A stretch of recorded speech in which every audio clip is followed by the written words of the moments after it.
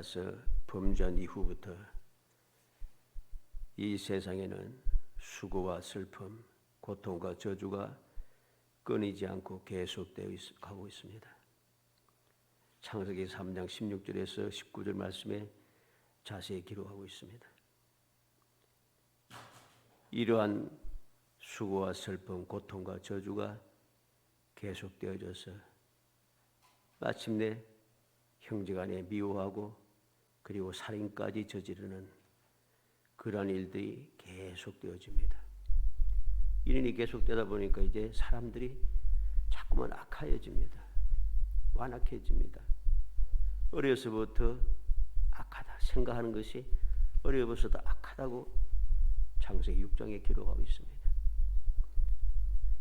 디모데후서 3장 1절로 5절 말씀에 보면 너는 이것을 알라. 말세에 고통하는 때가 이르러 사람들이 자기를 사랑하며 돈을 사랑하며 자랑하며 교만하며 비방하며 부모를 거역하며 감사하지 아니하며 거룩하지 아니하며 무정하며 원통을 풀지 아니하며 모함하며 절제하지 못하며 사나우며 선한 것을 좋아하지 아니하며 배신하며 조급하며 자만하며 쾌락을 사랑하기를 하나님 사랑하는 것보다 더하며 경건의 모양은 있으나 경건의 능력을 부인하니 이 같은 자들에게서 내가 돌아서라. 고통하는 때가 이르렀다 그렇습니다. 그 고통하는 이유가 무엇입니까? 자기를 사랑하고 돈을 사랑하고 자기를 자랑하고 교만하고 비방하고 부모를 거역하고 감사하지 아니하고 거룩하지 않고 무정하고 원통함 풀지 않고 모함하고 절제하지 못하고 사납고 선한 것을 좋아하지 아니하고 배신하고 조급하고 자만하고 쾌락을 사랑하고 경건의 모양은 있지만은 경건의 능력은 부인한다는 것. 쉽게 말해서 올바른 신앙생활을 하지 않는다는 겁니다. 인간의 모든 고통은 해서는 안 되는 것을 함으로써 생기는 것이 고통입니다. 아담과 하와가 고통을 받고 저주를 시작하게 만들었던 이유도 해서는 안 되는 일을 했어요. 하지 말라고 하는 일이었던 거죠. 바울 사도가 디모데에게 편지를 써서 말세에 고통하는 때가 이르러 해서 고통하는 그 모든 모습들이 왜 고통하는 일이 생겼는가? 인간으로서 해서는 안 되는 일을 했기 때문이란 것이죠. 해서는 안 되는 일을 하고 있다는 것입니다. 디모데후서 3장 1절 5절 말씀에 자세히 보면 어떻습니까? 이건 사람이 올바른 사람이 해서는 안 되는 일이고 더군다나 믿음의 사람은 더 해서는 안 되는 내용입니다. 그런데 이러한 해서는 안 되는 일을 하고 있다는 것입니다. 그러다 보니 이 세상은 고통은 사라지지 않고 고통은 점점 가득 채워지고 하늘에 사무치게 됩니다. 고통이 있으니까 슬픔도 있고 슬픔이 있으니까 원통함도 있고 원통함이 있으니까 억울함도 생기고 그리고 억울함과 원통함이 자꾸만 쌓이니까 원망이 생기시기 시작하고 이 모든 것이 자꾸만 쌓이고 쌓이니 세상에는 저주가 임하게 되는 것이죠. 아담과 하와가 죄를 지음으로 저주가 이미 이 땅에 임하였는데 이 저주가 더 쌓인다는 것입니다. 자꾸만. 이게 바로 심각한 일입니다. 왜 이런 일이 생겼습니까? 앞서 말한 대로 죄 때문이란 것이죠. 이 세상에는 여러 가지 고통이 많습니다. 가난과 질병으로 오는 고통, 어리석음과 실수에서 오는 고통, 재난과 전쟁으로 오는 고통, 억압과 핍박 때문에 오는 고통, 패배와 실패로 오는 육체적인 그리고 정신적인 고통, 인간 관계에서 생기는 고통. 이 세상 어느 곳으로 가든지 이 고통에서는 절대로 벗어날 수 없습니다. 벗어날 수가 없어요. 섬에 가서 나 혼자 산다고 고통이 없어지는가? 고통 안 없어집니다.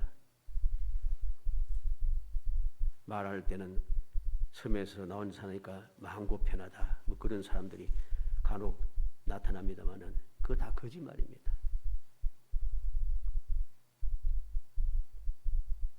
어떤 사람은 원수 정글 속에 들어간 원시 부족들은 행복하다. 그들은 고통이 없다. 다 거짓말입니다. 사람들은 거짓된 말을 만들어내어서 사람들을 미혹하기 시작하는 거죠. 그래서 그렇게 살면 괜찮은 줄 착각하게 만드는 겁니다. 결코 이 세상에는 하나님을 거역하는 이 범죄한 세상에는 고통에서 벗어날 길이 절대로 없다는 사실을 우리는 명심해야 됩니다. 이 사실을 잊어버리니까 우리는 이 문제를 해결할 수가 없어요. 고통에서 벗어날 방법이 없다는 것입니다. 우리가 진정으로 고통에서 벗어나기 위해서는 어떻게 해야 되는가? 사람들이 고통에서 벗어나기 위해서 나 혼자라도 행복하고 나 혼자라도 평안하고 나 혼자라도 부족함이 없게 하기 위해서 끊임없이 경쟁을 합니다. 내 명예를 지키고 내 지위를 지키고 내 자존심을 지키고 내가 가진 것을 지키고 살아남기 위하여 더 얻기 위하여 더 높아지기 위하여 쉬지 않고 계속해서 싸우고 또 싸웁니다. 그러나 이 싸움에서 승리하는 사람은 결코 없습니다. 이긴 줄 알았는데 이긴 것 같지가 않습니다. 그래서 이런 말이 생기잖아요. 상처뿐인 영광이라. 이겨도 이긴 게 아니에요. 이겼으면 더 평안하고 모든 것이 행복하고 좋아야 되는데 이긴데도 이긴 게 아니에요. 똑똑하다고 하는 사람들, 깨어있다고 하는 사람들은 이러한 것을 이야기합니다. 변화를 원합니다. 개혁을 원합니다. 때로는 혁명을 일어나야 한다고 주장합니다. 그래서 인류 역사상 이러한 일들, 변화하고 개혁하고 혁명하는 일들이 계속해서 일어났습니다. 처음에는 가슴이 벅차서 만세를 부르고 했지만은 결국에는 변한 것이 없습니다. 개혁된 것도 없습니다. 혁명을 일으켰지만은 제대로 해결된 것이 없습니다. 같은 일들이 방법과 모양을 바꾸어서 교묘하게 계속되고 그리고 더 힘들어지고 더 교묘해졌으니까 더 방법이 없어집니다. 그래서 사람들은 깊은 무의식 속에 변화에 대한 두려움이 생기는 거죠. 그래서 그냥 뭐 다 똑같은데 그냥 그렇게 살자. 그러면서 또 한편으로는 그래도 변해야 되지 않겠어? 이러한 별 볼 일 없어. 그래도 변해야지. 이러한 두려운 마음, 걱정하는 마음, 고통스러운 마음들이 서로 충돌하기 시작합니다. 그러다 보니 사람들이 몸과 정신들, 사상들이 병들어가는 거죠. 그래서 병들어 보니까 몸도 정신도 병들어가니까 이 세상에 생각지도 못했던 질병들이 자꾸만 생겨나고 생각지도 못한 이상한 생각들도 많아지고 세상이 자꾸만 고통스러워지는 거죠. 이러한 대표적인 그런 부류들이 누구입니까? 뭐 이런 말하는 게 좀 시원치 않습니다만 정치인들입니다. 이들은 입만 열면 국가, 국민 막 야단들 합니다. 그런데 그들이 살아가는 모습을 보면 내용을 보면은 말하고는 전혀 달라요.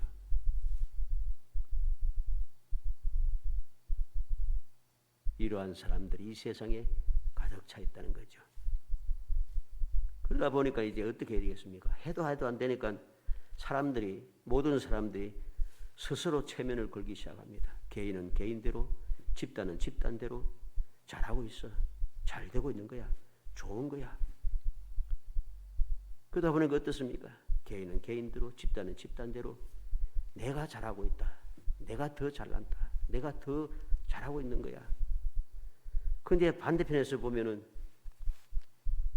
이게 엉망인 것이죠. 그러니까 또 계속 또 싸우지 않습니까? 이게 바로 세상의 현실인 것입니다.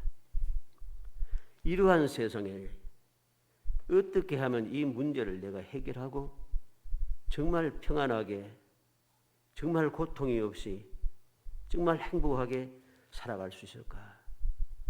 세상에는 방법이 없어요. 딱 한 가지 방법이 있는데 그게 무엇인가? 오늘 본문에 나타납니다. 하나님을 믿고 의지하는 것입니다. 이것밖에는 해결 방법이 없어요. 오늘 본문에 보면 다윗은 자신이 당한 고통이 얼마나 심각한지 말합니다. 16절에 하나님께 부르짖으니, 이게 왜 심각한 고통인가? 내 힘으로 안 되니까 전능하신 하나님께 부르짖는 거예요. 내가 해결할 수 있으면 하나님께 부르짖을 필요가 없잖아요. 내 힘으로 안 돼. 방법이 없어. 절망적이야. 그러니까 하나님께 부르짖는 겁니다. 17절에는 저녁과 아침과 정오에 근심하며 탄식하리니 그랬습니다. 저녁과 아침과 정오에 근심하며 탄식합니다. 무슨 말입니까? 하루 종일 24시간 평안하지가 않아요. 18절에는 대적하는 자 많더니 나를 치는 전쟁이라고 고백합니다. 나를 대적하는 자가 많고 나를 치는 전쟁이 일어나고 있다는 것이죠. 그러나 이런 중에 다윗은 낙심하지 아니하고 이런 고통 속에 부르짖고 있습니다. 근심하고 탄식하며 기도했습니다. 근심하며 탄식하며 기도했다는 말이 무슨 말입니까? 어떻게 알 수가 있어요? 저녁과 아침과 정오에 그랬습니다. 근심하며 탄식했다는 것. 저녁과 아침 정오가 무엇입니까? 이스라엘 백성들이 하나님 앞에 기도하는 시간이죠. 저녁과 아침과 정오에 하나님 앞에 탄식하며 기도했다는 것이죠. 그냥 기도하는 것이 아닙니다. 믿음으로 기도했습니다. 어떻게 믿음의 기도인 걸 알 수가 있습니까? 16절의 하반절에 여호와께서 나를 구원하시리라. 17절에는 여호와께서 내 소리를 들으시리로다. 그리고 응답을 받았습니다. 18절에 그가 내 생명을 구원하사 평안하게 하셨도다. 그냥 기도하는 게 아니에요. 믿음으로 기도하는 거예요. 하나님 앞에 기도한다고 다 올바른 기도가 아니에요. 하나님 앞에 내가 해결할 수 없기 때문에 하나님 앞에 기도하면은 그 기도를 하는 그 기도가 마음에서 우러나는 기도, 진실하고 참된 기도가 되어야 하는 것입니다. 그러면 어떻게 그 다윗의 기도가 믿음의 기도인 줄 알 수 있어요? 앞서 말한 대로 16절 17절에 나타난 대로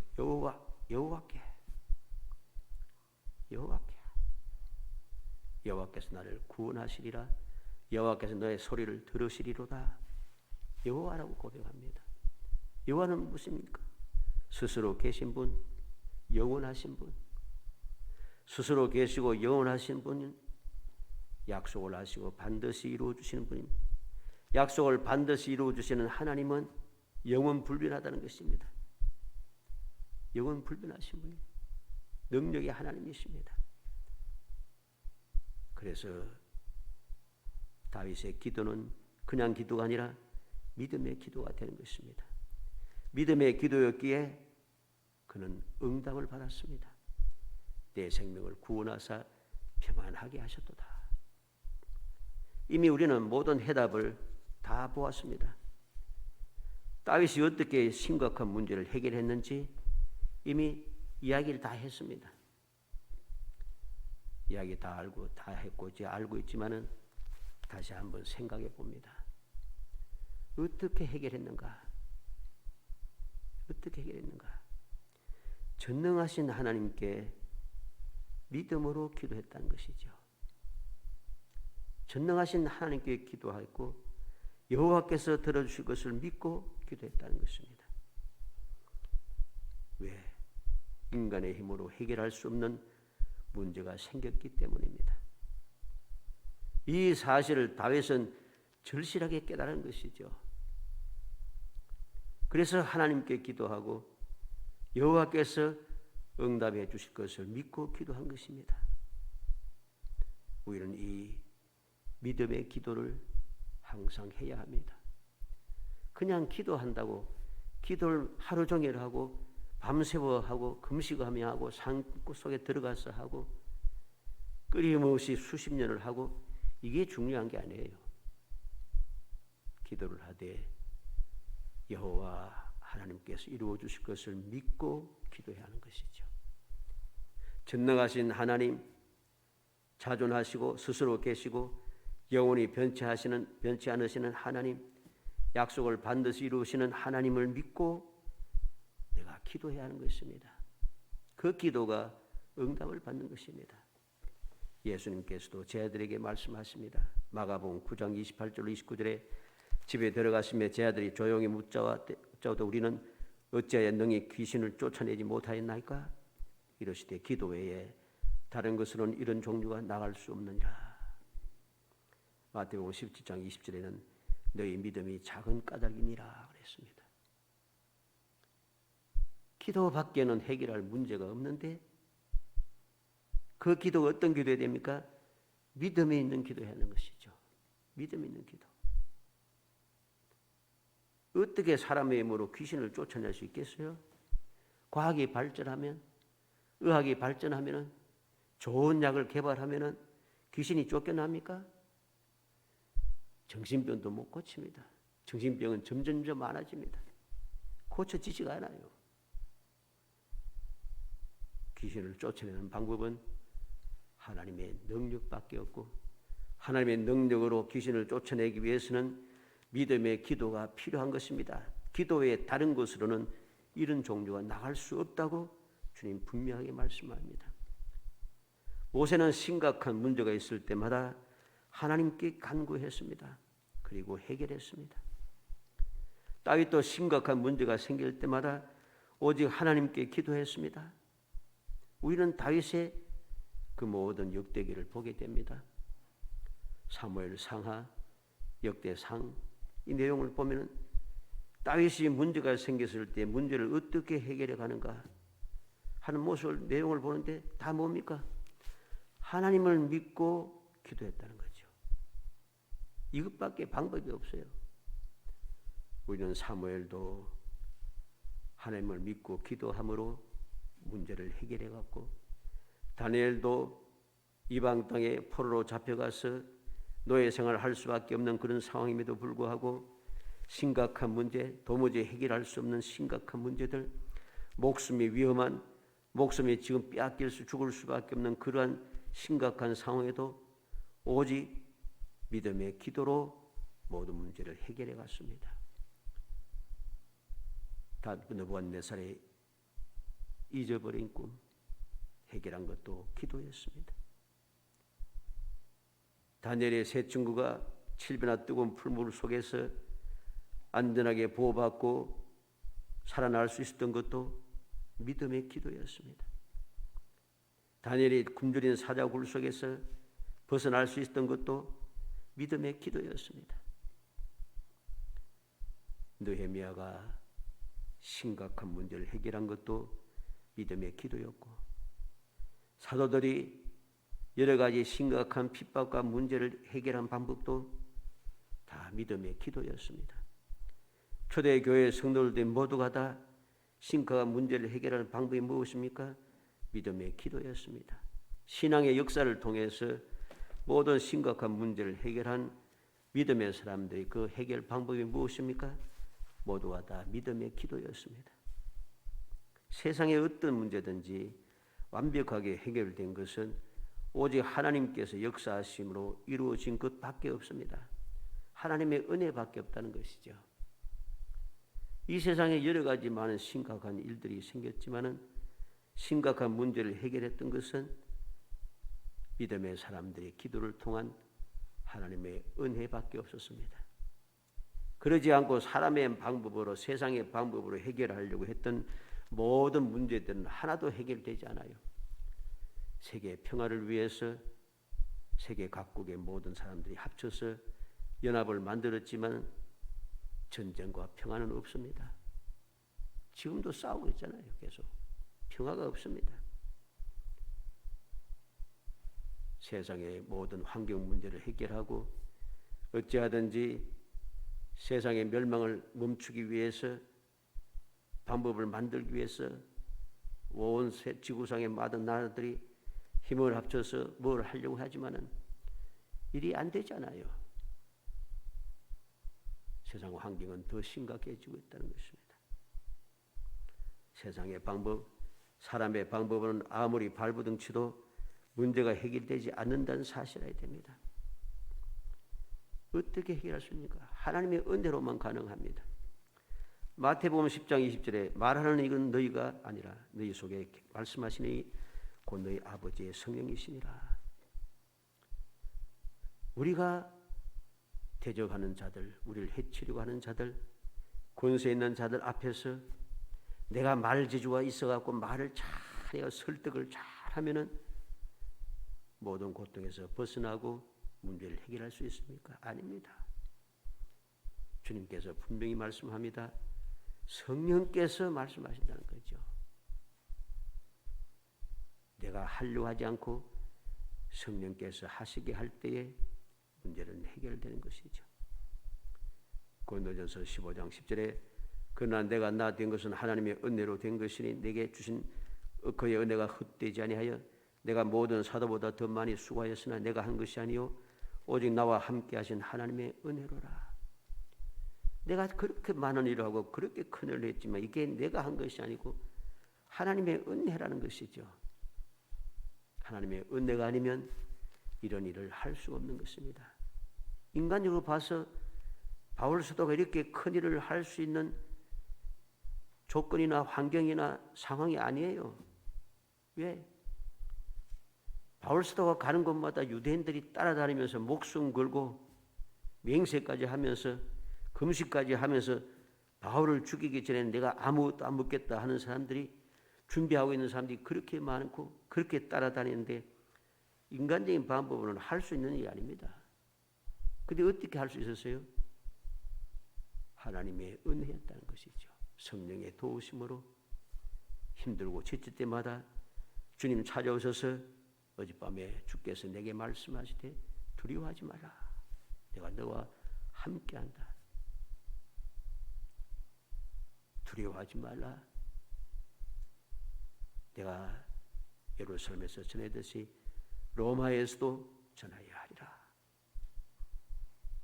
주님께서 역사하심으로 권고하심으로 격려하시고 힘주심으로 모든 것을 할 수 있었습니다. 고린도후서 3장 5절에 우리가 무슨 일이든지 우리에게 난 것이 같이 스스로 만족할 것이 아니니 우리의 만족은 오직 하나님으로부터 나느니라. 우리가 만족할 수 있고 평화로울 수 있고 행복할 수 있는 것은 완벽한 해결을 할 수 있는 것은 하나님으로부터만 오는 것입니다. 내가 한다고 해서 내 원하는 대로 하고 싶은 대로 다 한다고 해서 만족하지 않아요. 나는 하고 싶은 대로 다 하고 하고 싶은 거 다 하고 살아와서 이제는 만족해. 그런 사람은 없습니다.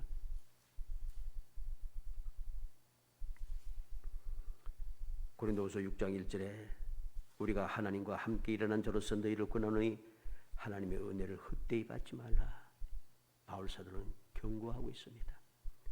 다 하나님의 은혜로 되어진 것인데 이 은혜를 망가하고 하나님의 은혜를 헛되이 받고서 내가 능력 있고 내가 말재주가 있고 내가 아는 사람이 많고 내가 빼기 좋고 이러한 헛된 생각을 가지 말라는 거죠. 하나님의 은혜를 헛되이 받은 순간 모든 것은 사라지기 때문입니다. 에베소서 2장 8절에 너희는 그 은혜에 의하여 믿음으로 말미암아 구원을 받았으니 이것은 너희에게서 난 것이 아니요 하나님의 선물이라. 우리가 믿음으로 기도할 수 있고 하나님께 나아갈 수 있고 하나님의 은혜를 받을 수 있고 하는 이 모든 것, 성령의 도우심을 받고 하는 이 모든 것도 하나님께서 우리에게 주신 선물이라는 것입니다. 빌립보서 4장 13절에 내게 능력 주신 자 안에서 내가 모든 것을 할 수 있느니라. 바울 사도는 내게 능력 주시는 자 안에서 할 수 있다고 고백합니다. 내가 할 수 있는 게 아니란 거죠. 그래서 다윗은 뭐라고 고백합니까? 주밖에는 나의 복이 없나이다. 주는 나의 생명이시오, 나의 방패이시오, 나의 구원이시오, 내가 피할 피난처시오. 나의 망대시고 나의 산성이시며 나의 힘이시고 나의 생명이 되시고 나의 모든 것이 되신다고 다윗은 끊임없이 그렇게 고백하며 감사하며 찬양하고 있습니다. 사랑하는 성도 여러분, 오늘 우리는 하나님께서 응답하시는 그 응답에 대해서 다시 한번 깊이 생각하겠습니다. 하나님의 응답은 어디에서 오는가? 믿음으로 기도하는 그곳에 하나님의 응답이 있다는 것입니다. 하나님께 부르짖으리니 여호와께서 나를 구원하시리로다. 저녁과 아침과 정오에 내가 근심하며 탄식하리니 여호와께서 내 소리를 들으시리로다. 그렇게 나를 대적하는 자가 많고 나를 치는 전쟁까지 일어났지만은 그러한 곳에 내 생명을 구원하시고 평안하게 하시는 분은 하나님이시라는 것이죠. 이 놀라운 믿음의 고백을 우리가 마음에 새기고 이 믿음의 고백이 우리의 생각을 사로잡게 해서 세상을 살아가면서 사람을 보고 세상의 방법을 취하지는 것이 아니라 믿음의 사람들이 앞서가며 보여주었던 하나님께서 우리에게 말씀하시며 약속하셨던 영원 불변한 그 변함없는 그 말씀을, 언약의 말씀을 믿음으로 마음속에 간직하고 그 말씀을 생각하고 그 말씀대로 내가 실천하며 살아가서 어떤 심각한 문제도 완벽하게 그리고 완전하게 빈틈없이 해결하여 주님의 평안과 기쁨과 승리와 행복이 넘쳐나는 그런 아름다운 삶을 살아가시기를 주의 이름으로 축복합니다. 은혜 감사합니다. 사랑하여 주셔서 택하여 주시고 택한 저희들로 하여금 주님의 그 은혜와 사랑을 기억하고 주님의 약속을 굳게 믿으며 무슨 일을 만나든지 내 힘으로 해결할 수 없는 그 심각한 문제가 생길 때마다 믿음으로 주님 앞에 기도하고 주님께서 이루어지는 그 기쁨을 누릴 수 있도록 말씀을 통하여 깨워주심을 감사합니다. 믿음을 주옵소서. 항상 이 놀라운 약속을 잊지 않고 기억하며 생각해 하여 주시기 원합니다. 그래서 언제 어디서든지 세상을 보고 사람을 보고 세상의 방법으로 사람의 방법으로 이리저리 헤매고 다니면서 앞에 끊임없이 고통하며 끊임없이 싸우며 끊임없이 괴로워하며 그렇게 힘 빠지게 살아가다가 절망하지 않고 오직 주님께 전폭적으로 맡기고 주님께서 해결해 주시는 그 은혜를 더입어 저희 더욱 기쁨이 충만하고 평강이 넘쳐나며 행복이 샘솟아나는 복된 삶을 살아갈 수 있도록 은혜를 베풀어 주옵소서. 예수님의 이름으로 기도합니다. 아멘.